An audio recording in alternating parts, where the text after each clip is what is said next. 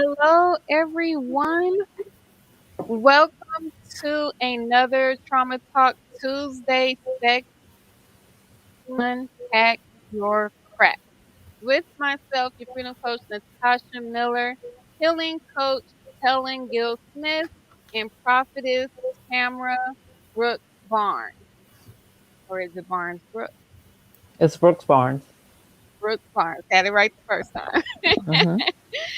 So, welcome, everyone. We are here to talk to you about why it is important the pain of your trauma crap.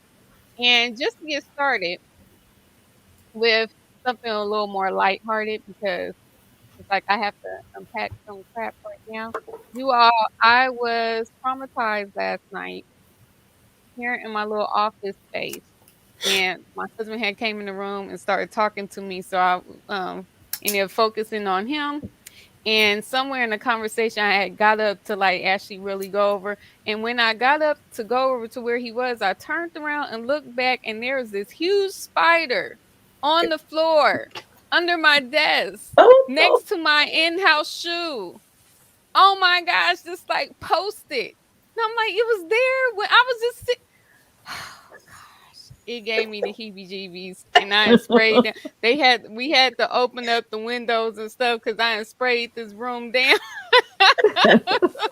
So spray, and I was so glad he was here to get it and stuff. So now, so if you see me looking doing this and stuff, that's because unpacking that. Okay, Okay. a recent Oh traumatic gosh. experience that happened to me. All right. Woo woo. Yes, let's start off with some laughter. So, as we enter into this conversation, last week we talked about what is trauma and how important it is to have an understanding of what trauma is and how it impacts our lives for us to be able to heal from it and overcome it. So, I want to first start off with us defining what healing is because we talked about what trauma is last week. And we defined it as trauma is anything that violates your internal sense of safety, security, and stability. So, as we open up this conversation, what is healing to you in your own words? So, we'll go Miss Tamara first and then you, Miss Helen. Please share with us what healing is to you. In my own words, some recent experiences that I've had is when other people are behaving based on their trauma and it doesn't move you. Like you have a sense of peace, you have a sense of stability. And so that to me is how you can really gauge, that you're actually healing or you are healed from your own trauma.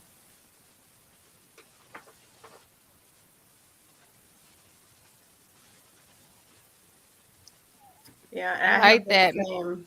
the same kind of thought pattern is when you're not affected by that trauma, by that Mhm. issue, by that problem situation. You're not affected by it. You can talk about it. You can be around the area, around a person, around an event, and not feel the magnitude of the trauma or the effect that it had on you at the beginning. And again, you can actually sit there and have a conversation like we're doing now and not have any signs of that trauma. You're nowhere, there's no agitation in your voice, there's no attitude, aroma, there's no tears, there's no shakiness, there's no fear. So, those are some of the characteristics of a person that's being healed, that it has been healed from their trauma.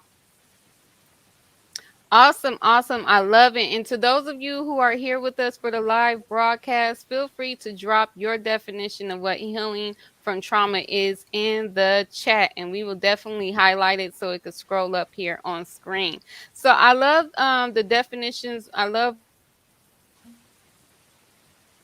highlighting the outcome of the healing process. And what I heard is that the definition of healing is when there's no longer any identifying factors of the trauma in you Mm-hmm. Right. because you've gone through your process.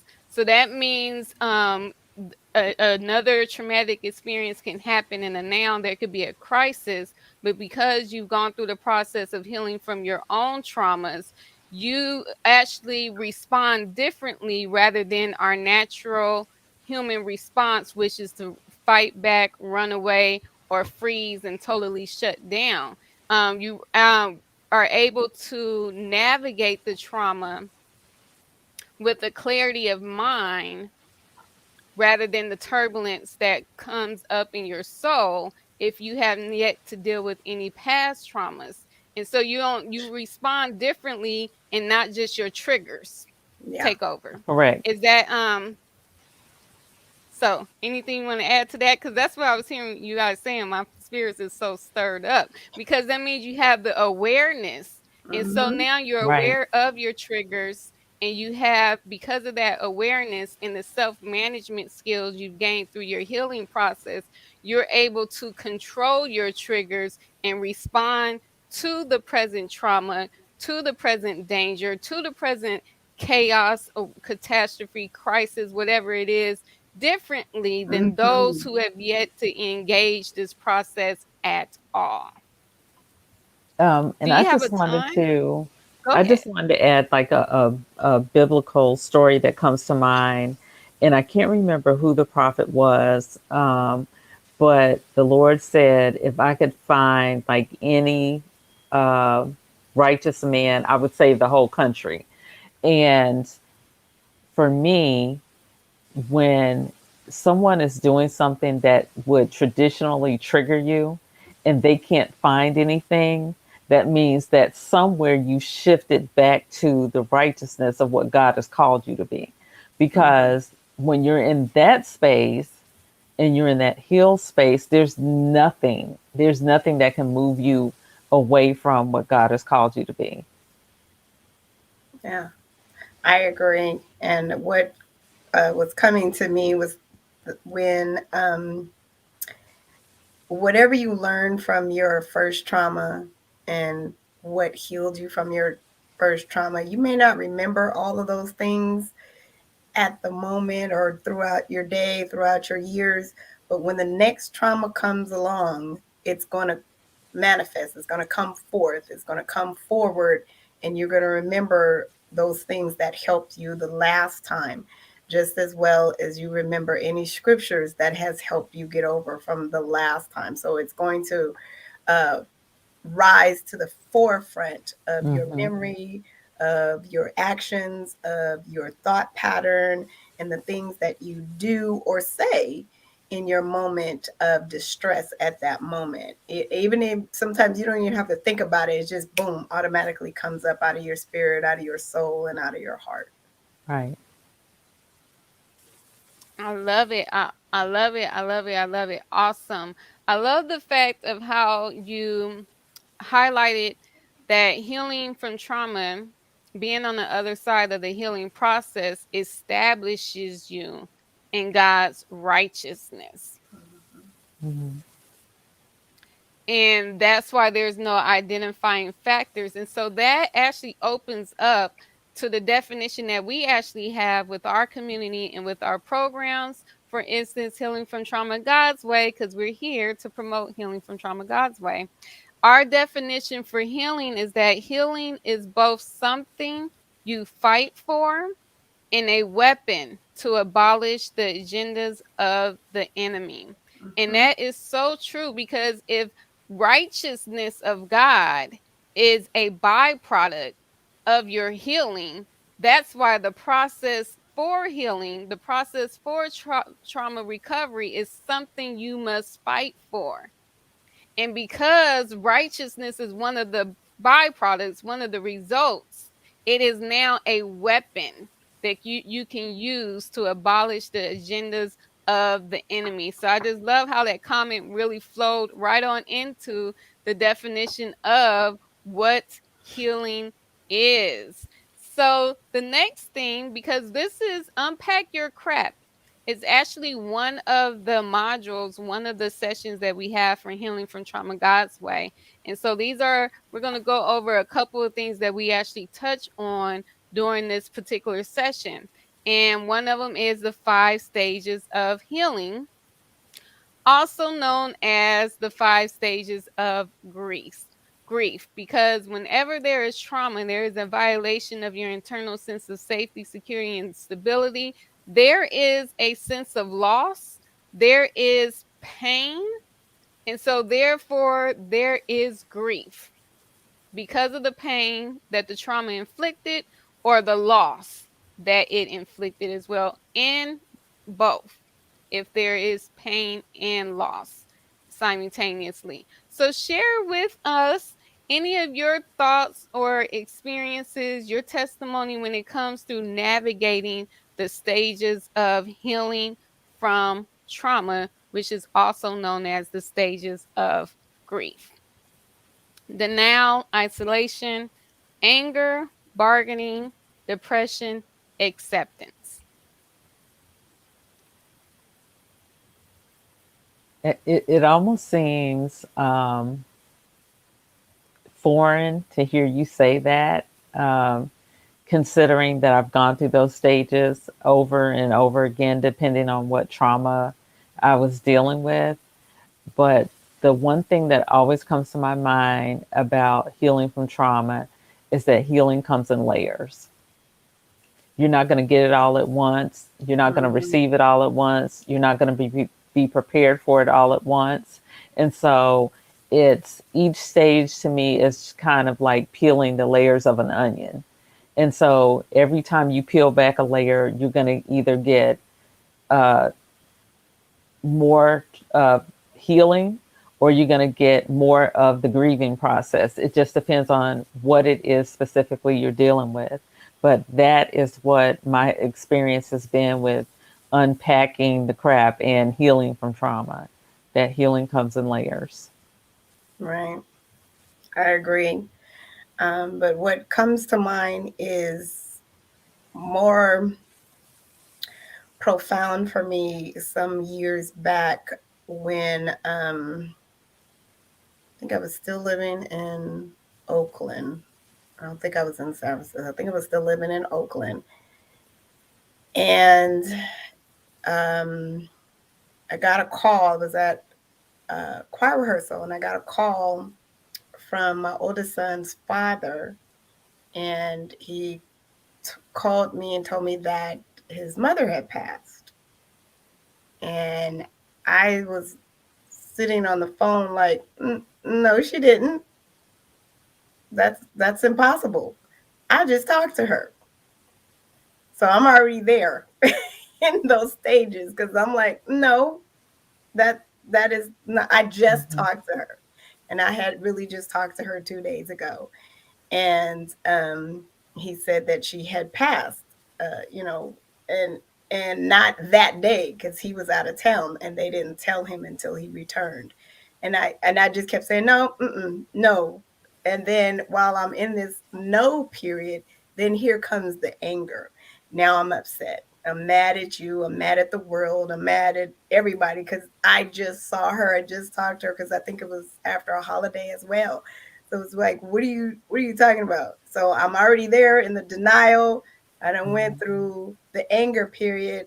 Now I'm almost at the bargaining stage. Well, when was last time you saw her, and how are you telling me this? So I went through all those stages right there in that very phone call, and it alerted some other people because I got to a point where I was actually yelling, just screaming out and asking all these questions, trying to figure out what just happened because this is impossible. I just talked to her. She can't be dead. What are you talking about?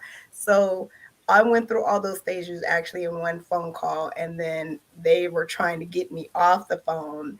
And then when I finally did get off the phone, they pulled me in the pastor's office, and I said to myself, "Oh my gosh, I got to tell my son." And then I really started to grieve then, and of course, I couldn't talk to my son until after I'd gone through that.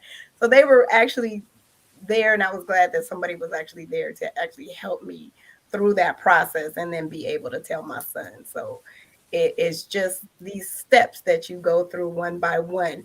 Now, a lot of times when you're hit with trauma, it doesn't happen that quickly. Sometimes it could take days or months before you get through the different processes or Mm-hmm. the stages. And for me, that one is so prominent because it all happened at once. It was just boom, boom, boom, boom, boom, boom, one right after the other in the very same moment. And anytime I think about that, I just go, that is just wow. You know, who does that? But it does happen, and I'm not the only one it has happened to. So those are the stages, and it is really if you were there, you can actually see those stages coming to form and and in the way that I was talking and the questions I was asking and my whole body and my demeanor, you can just it was just right there before you every single step. Mm-hmm. Mm-hmm. I love it. Two things. First, with Miss Tamara, when you said how this is a stage that you've gone through over and over and over again. And I think that's very important because we must understand that healing from trauma, freedom from trauma, is an ongoing process. As long as we're here in this earth realm, in our earthly body, it's Yeah. ongoing. It's not a destination, it's not a place that we arrive. And so we have to give ourselves grace and allow ourselves to repeat this cycle, this process of healing. We want to, that's a good cycle to repeat, the process of Mm-hmm. healing, not the cycles of trauma. Right. So we want to allow ourselves to continuously engage it whenever we're prompted to engage this healing process. And then another thing, when you were speaking, Miss Helen, and you were talking about how you went through all those stages, like at first it's like this shock, and it's like the now, like, no, I just spoke to it. And then it's the anger, and then, and then the depression, the bargaining, like all of that at once. But then at that moment when it's like, oh, I have to tell my son, that was the moment that triggered the acceptance. Mm-hmm. And what it is with those stages of healing, the stages of grief, one of the reasons why it's challenging for us to reach that final stage, that place of acceptance, is because we can't, once trauma occurs, we can't go back to who we were or Yep. how life was before the trauma. Mm-hmm. And that is the point that's challenging to accept. Yep. It's challenging to accept, like, well, now things has completely changed, and in many ways it's forced the Yeah. change, Mm-hmm.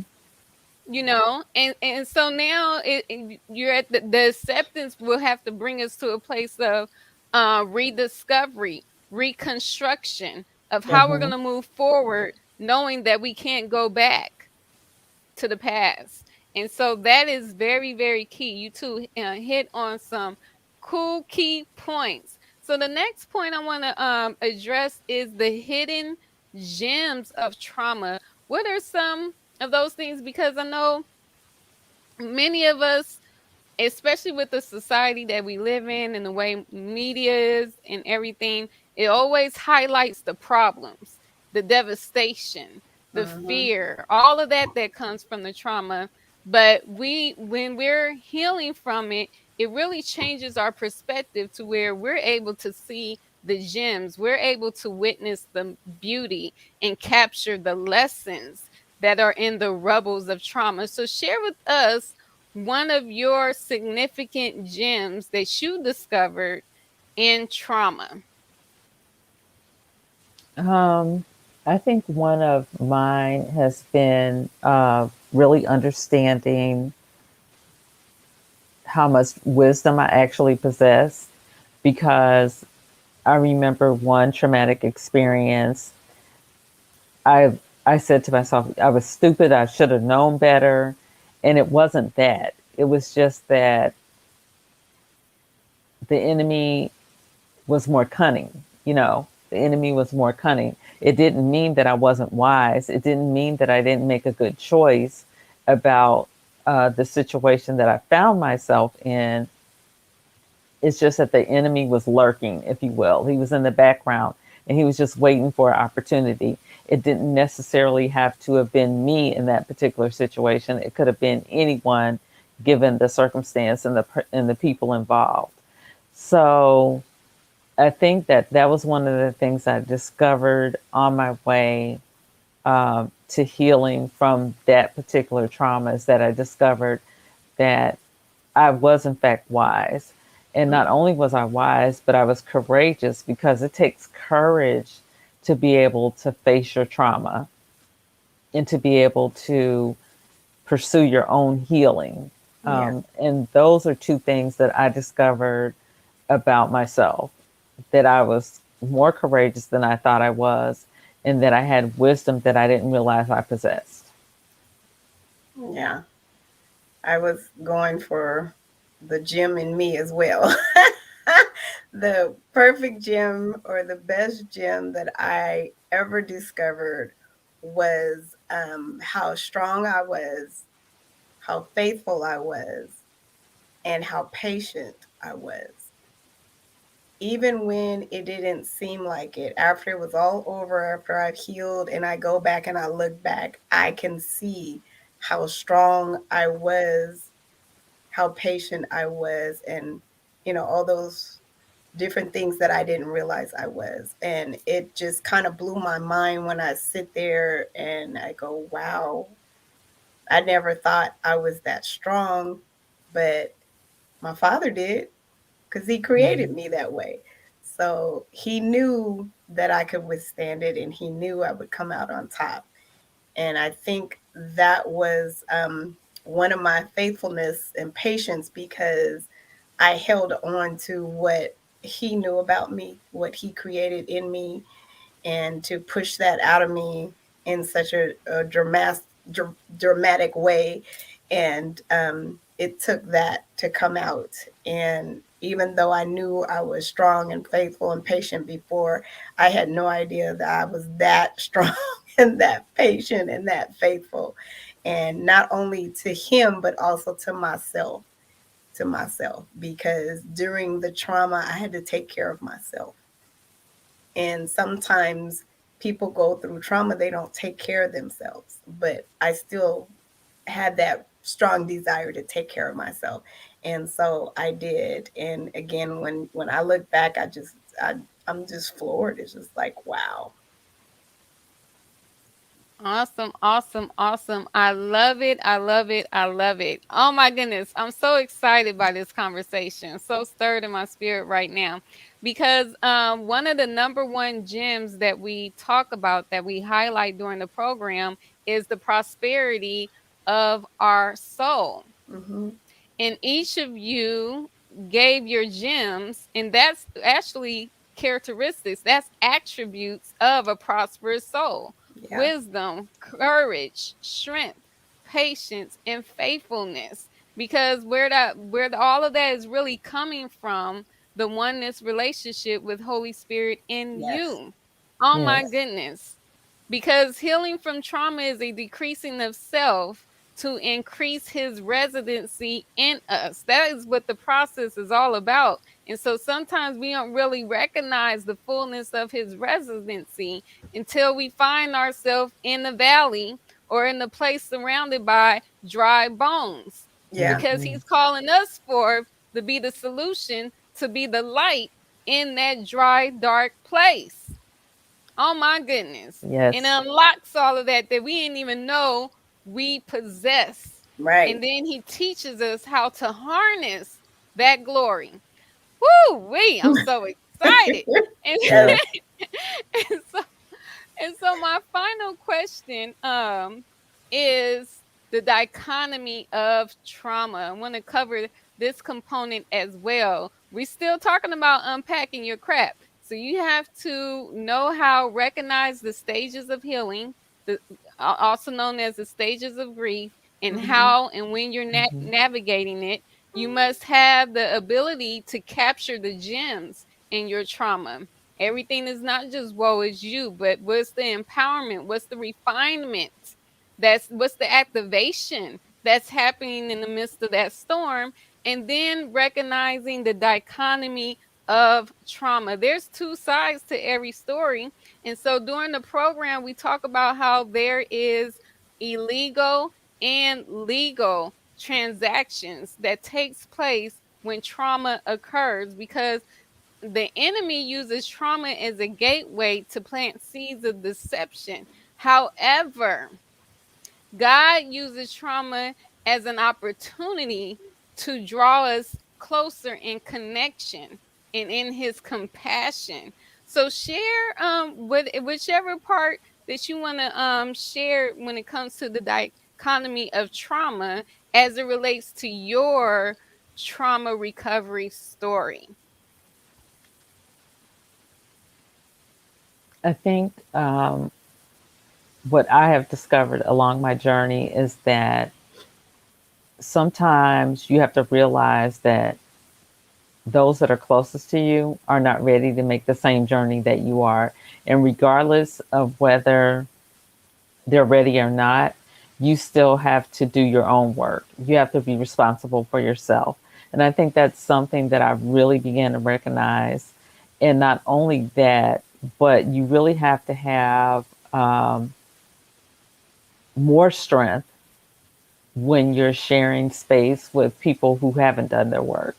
Mm-hmm. And sometimes I think that's what leads to the breakdown of relationships, whether it's a marriage, whether it's parent and child, or, even it could even be best friends or something to that, or siblings even. Um, Sometimes you have to go the distance. You have to be the one to kind of set the pace for everybody else to follow. And you have to also be willing to accept that some may never follow. And you have to be okay with that and at peace with that. That has been my biggest takeaway, particularly after the last class where we did recover it all. That has really been something that I've been keenly aware of. Mm. There are, and then you can't sit in a place of judgment either. You really have to have compassion for people who are still hurting, Yes.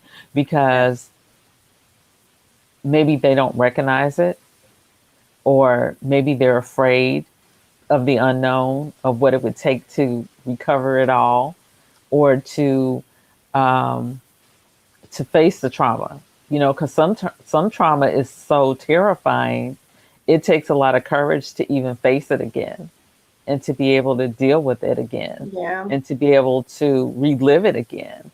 So that has definitely been my takeaway. And I am so grateful um, for Recover It All.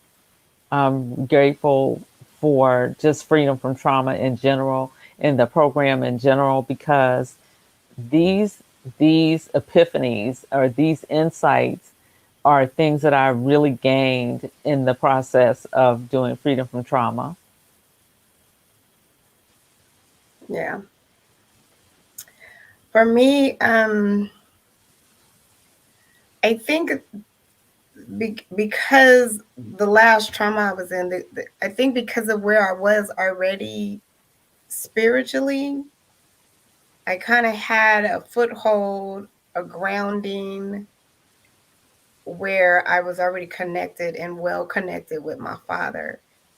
And that kind of helped me more than anything else.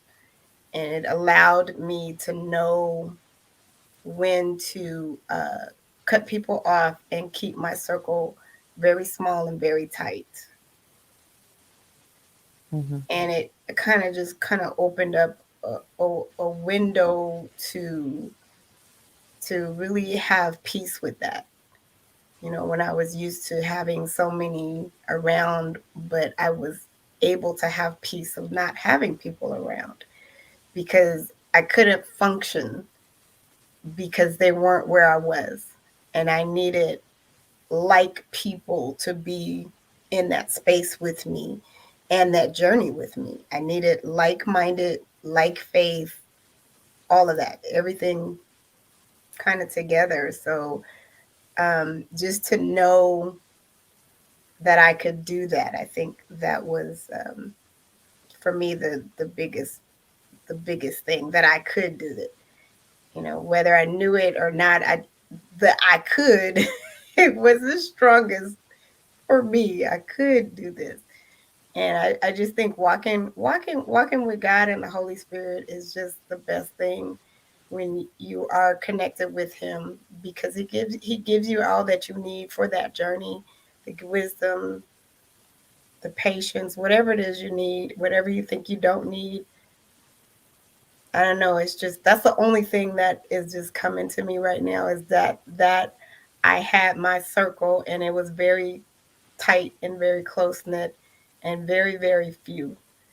And just to know when to cut and where to cut and how to do it, not in a mean, nasty way, or just, kind and still spiritually grounded, and do it lovingly with a loving heart.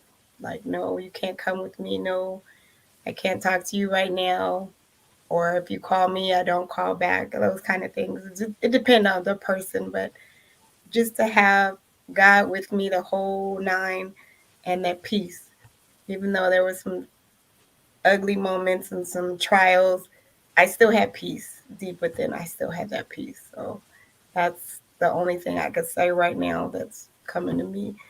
It's it's a lot that I won't forget, but it's a lot that that help that I can take that to others, and then to my next, because we all know that something else will happen down the line. It won't be as dramatic or as painful, but I'll take every single tool that I know to use. Awesome. But don't you Yes. think? But don't you think that that takes a lot of courage too? What you said takes a lot of courage to put up boundaries. Yeah, You know, and not just to put them up, but reinforce them. yeah, Yeah. And we talked about that last week. The difference between healthy boundaries and defense mechanisms. yeah, And if we're unable to articulate the difference, say for instance, we have particular defense mechanism while we were still in our trauma versus a healthy boundary that we've put in place after our healing, then there needs to be more unpacking, yeah, because we should be Mm-hmm. able to know the difference between the two and articulate it well, so someone else can establish a healthy boundary in their life as well. Hello, Miss Kenyatta. Welcome, welcome, welcome. So I love that. I love how both of you touched on relationships when it comes to the dichotomy of trauma. And there was two words that really stood out in how Tamara mentioned responsibility. You have to be responsible for yourself. But this is the thing also, it's not fair. yeah. When you heal from trauma, you will feel like that in your humanity, Mm-hmm. because your healing from trauma is really a process of putting away childish things, and you're really Mhm. becoming a mature adult in the kingdom, and you're taking on more characteristics of God. So not only are you now responsible for yourself, you're responsible for everyone who's still hurting around you. Mhm. Mm-hmm. And sometimes that doesn't feel fair in our humanity, because they could still run around here and have a temper tantrum. They could Mhm. Mm-hmm. still operate and project their trauma onto us. They could still Mm-hmm. have passive aggressive tendencies. But because we know better, now we're accountable and we're responsible to do better. And that's where the extension of grace and judgment comes. Because that's the duality of compassion, of God's love. There's a side of Mm-hmm. grace and mercy, but then there's judgment. But we have to know how to operate in judgment. It's Yeah. not to judge per se, condemn, but it is to use wisdom to rebuke, reproof, and correct. And that's what healthy boundaries does. It communicates that is not my trauma, and I will not take it on as my Yeah. trauma. And Mm-hmm. I will not allow you to come over here and dump your trauma on me. Mm-hmm. So I'm going to put up this mirror so that you can go over there in the corner and reflect on what it is that you're trying to hand over to me that's not mine to carry. You need to Yes. go to the Father, exercise your responsibility, Yeah. and get some healing with that. Yep. And that's what Mhm. healthy boundaries says in a loving manner. We're teaching everyone around us now how to handle us, the healed version of us. And a lot of times we don't really have to cut folks off. People that don't want to look at They'll themselves, drop. they will fall off. Yep. Right. Period. On their Right. own. Woo, so I'm loving this. I'm so stirred. Yeah, I feel the fire. So let me calm down because we about to be closing out. So I wore this shirt on purpose because we're talking about unpack your crap. Mm-hmm. And so we want to close out with what is the ultimate result of you unpacking your crap and going through this healing from trauma God's way process. You become a testament. You see how this shirt has a pattern. And so when you go through the process, you notice a pattern with all of your trauma history, the traumas that you went through. There Mhm. is a pattern. True. But in the confines of that pattern, there is also a blueprint, a Mm-hmm. navigation blueprint filled with strategies, practical applications, structures, step processes that can help someone navigate through. So it's one thing to be a testimony and testify about the goodness of the Lord and how He done changed His life, your life. Mm-hmm. It's Mm-hmm. another thing to be a testament where you Yeah. can pass on to someone else practical applications that they can implement in their life and experience the same results Yes. God's way. Come on now, somebody. So Yep. share with us any of your nuggets as far as the testament is concerned, how you are a testament today, because both of y'all testaments helping people walk through some things up in Yep. here. And Yep. so share with us a little bit of your testament as we close on out with this conversation. Woo woo. For me, I think one of the things has been to recognize when somebody else is really struggling in their process of healing, and how I can really be supportive and put whatever it is I want to bring into the relationship in terms of self or any of those types of things. I have to put that to the side. And I think that's something I'm really working on. And I'm really recognizing that about myself, is that I'm able to stand in the gap for people in a way that perhaps a year ago, 5 years ago, 10 years ago, I couldn't do that. I wasn't in that space because I still had some healing to do myself. Mm-hmm. And so I think once you recognize that, when you lose sleep for somebody else's soul, then you've done some level of healing. When you're concerned for them and their well-being as a priority over yourself. And I don't Mm-hmm. mean to the disadvantage of yourself. I mean to the advantage of yourself, because sometimes putting somebody else before you is an advantage because you've learned how to balance it. That's what I'm saying. So for me, I think it has been that I've learned to balance and in a healthy way. Amen. For me, I've become a more intense intercessor.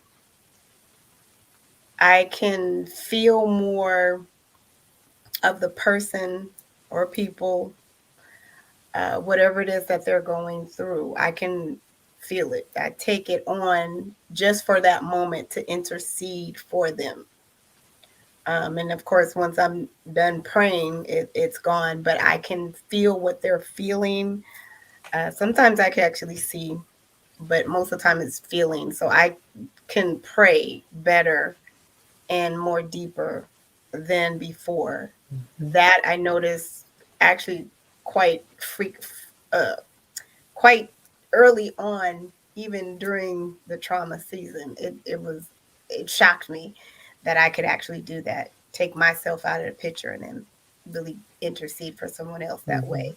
I can also am able to reach those that have gone through what I've gone through and relate to them better than somebody else can. And then the ultimate jewel is the ministry Dare to Heal. That ministry, that experience, it's Dare to Heal experience, the workshops, and then the coaching that I do. So those are the testament that comes out of that. And I had to actually reach out to people that were going through some of the same things I was going through while I was still going through. So again, that goes back to that strength, that strength that I had. So yes, Can I add one thing to what Helen just said?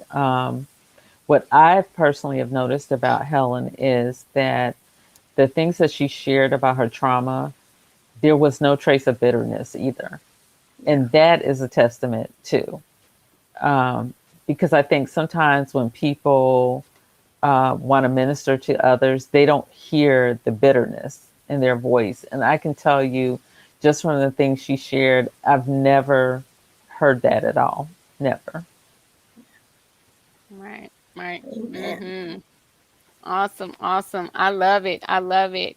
Um, so what I heard you both say Uh oh, in a nutshell.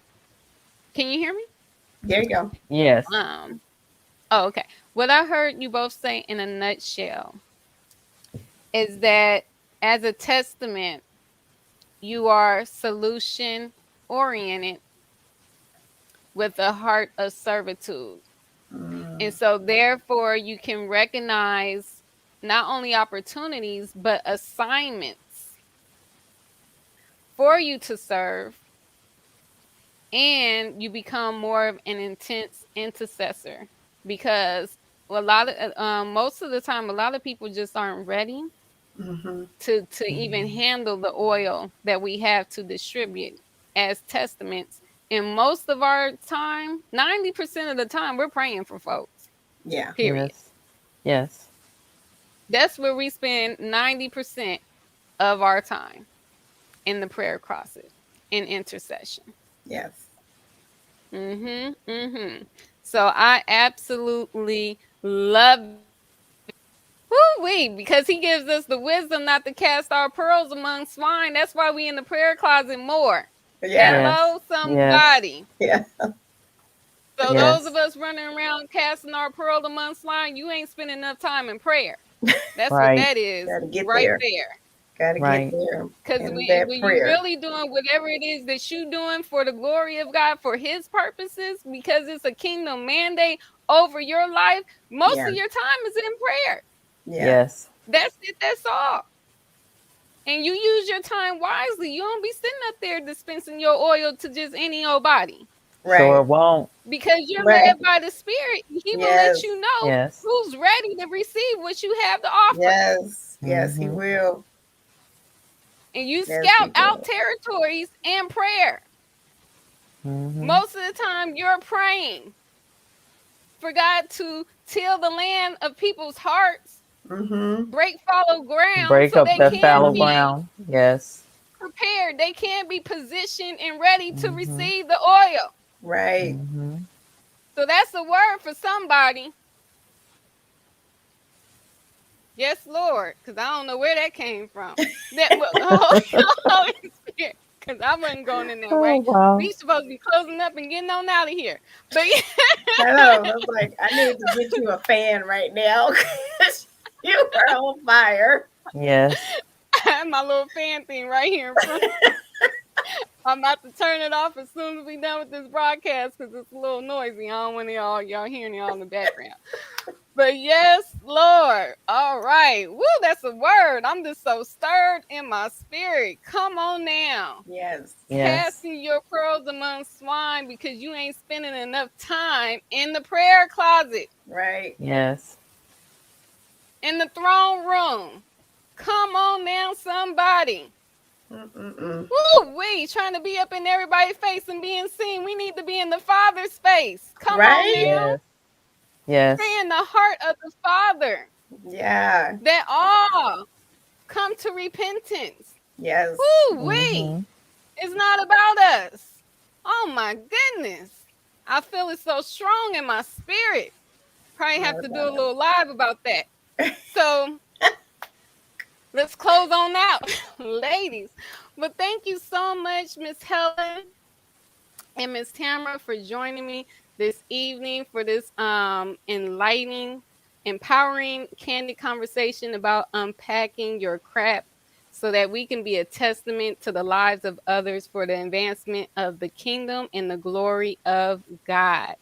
And Yes. thank you to those of Yes. you who are catching the live broadcast.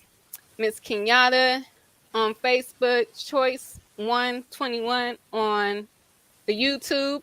And to those of you who catch the replay, feel free to drop your questions or whatever it is in the comments, and we will Yes. definitely engage you Yes. all.